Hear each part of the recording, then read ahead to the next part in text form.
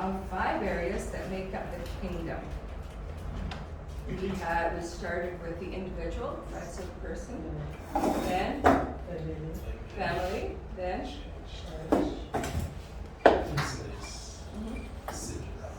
very good, very, very good. All right, Mel? Good job. Well, great. How long did it take you to do that? Just a few minutes, right? Okay. See, and you were grumbling. Yeah. Well, every student everywhere grumbles about homework, so I understand.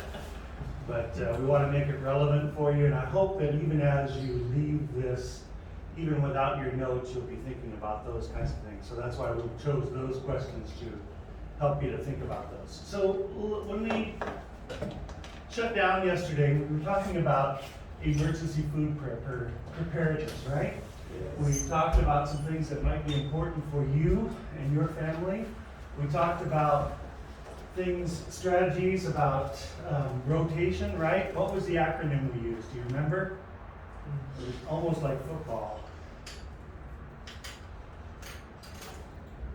Not FIFA, but FIFO, right?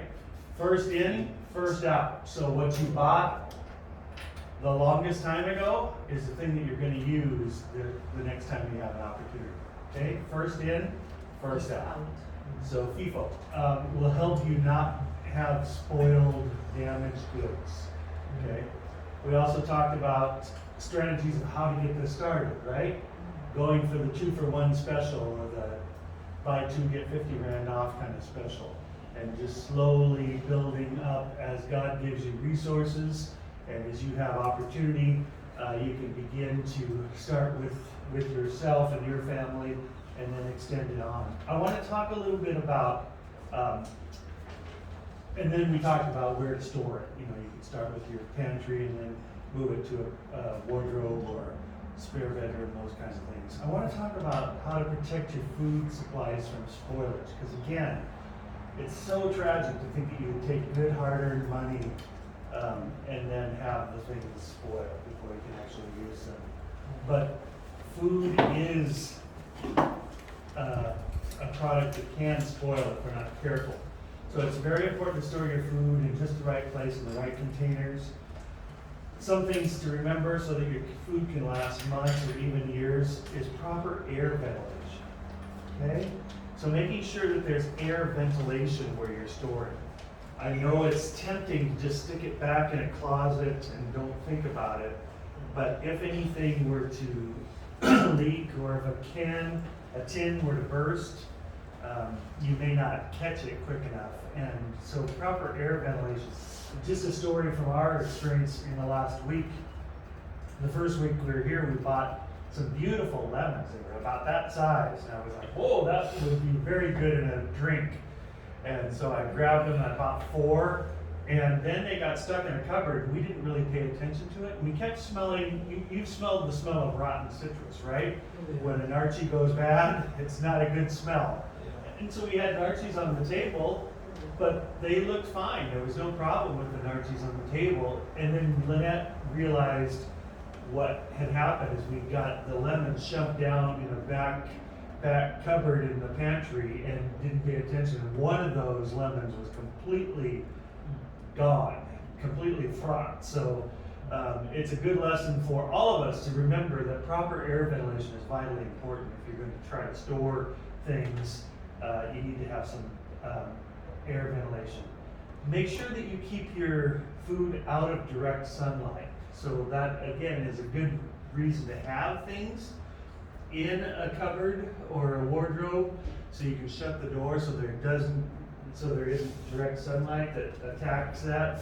Sunlight is one of those things that can make the temperature of the canister you have, either the tin or the bag or anything, it can expand and contract with the heat and the cold. So you can find your products popping open when you don't want them to.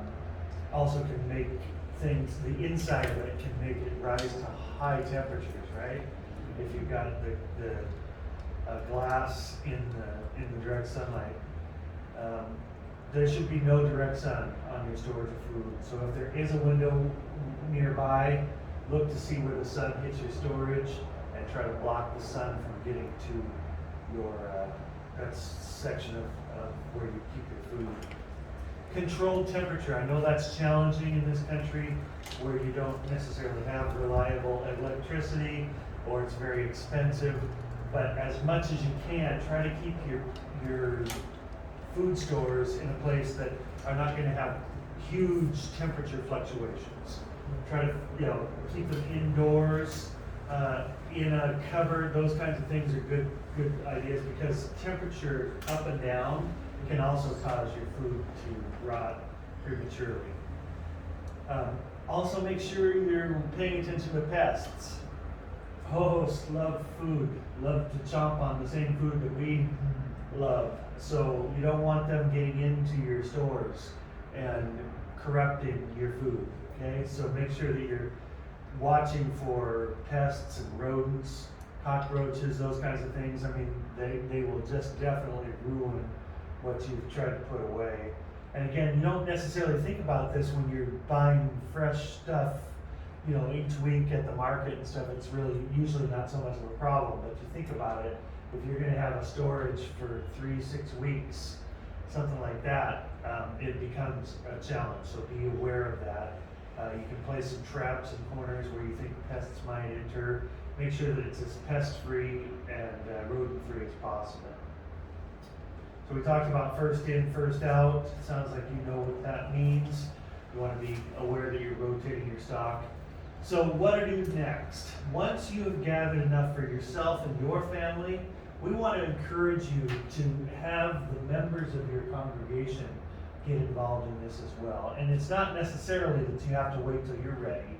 As soon as you get back home, and again, I don't mean to put fear in anyone, but I have a personal concern that I think is of the Spirit that there are going to be challenges in this country in December and January. I think there's going to be disruptions. And so my advice to you, a word of wisdom, not a word of prophecy, but just a word of wisdom, is to begin as soon as possible when you get back home to start purchasing a little extra. And you can invite your congregation to do the same thing so that they are preparing their families as well.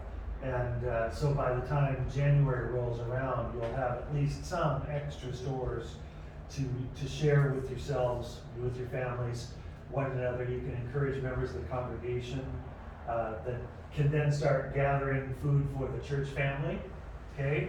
Because not every member of your congregation is necessarily earning the same amount of money, right? Some are elderly, some may be sick, and so they're on a small stipend from the government or whatever. But those who might have good jobs can do maybe a little more, and they can share with everyone in the congregation.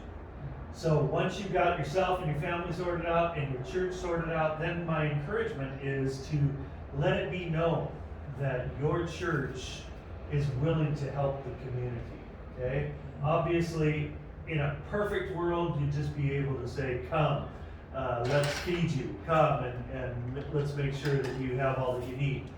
You may not be able to do that right away since you're just starting off, but you could certainly have a soup kitchen after church on a Sunday or on a Wednesday night or something. You could prepare a meal for the community and invite people to come. It's a great way to break barriers and have some fellowship and communion, but it's also a way to let them know that you care about them. So that is about it on emergency food preparation. We do have, that's it. Are there any other questions about emergency food preparation? You kind of know what the next step is. What's the next step for you, Enoch? What's the first thing you're going to do when you get home? The first thing that I'm going to do when I get back home,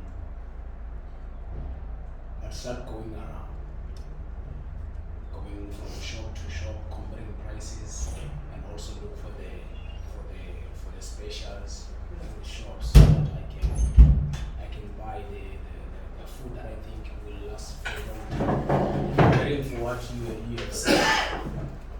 Preparing for what you have said concerning the month of December and also January. Okay. And also I will tell also the church that there's something that is coming, so we should be ready. Yes. Yeah, that's wonderful. Thank you, that's great.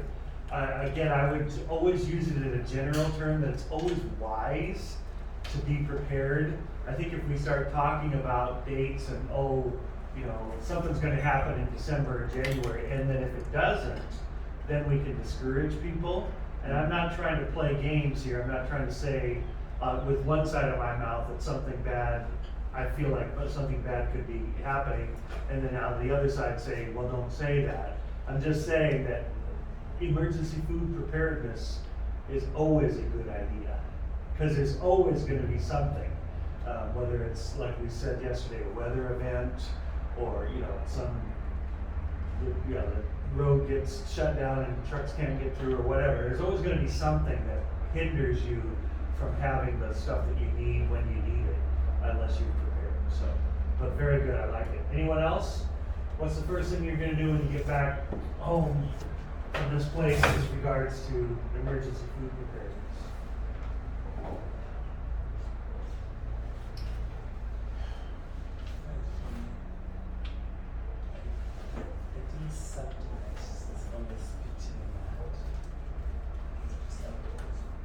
Start a business?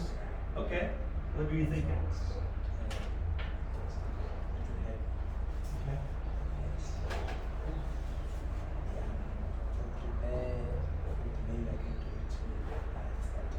Okay.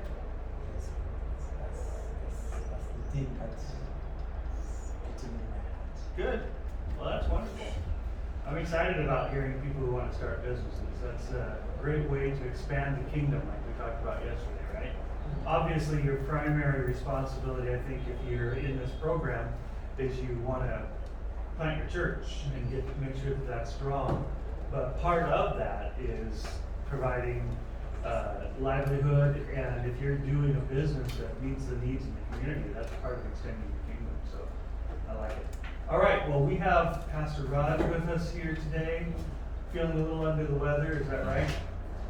Got an appointment at 11 with them.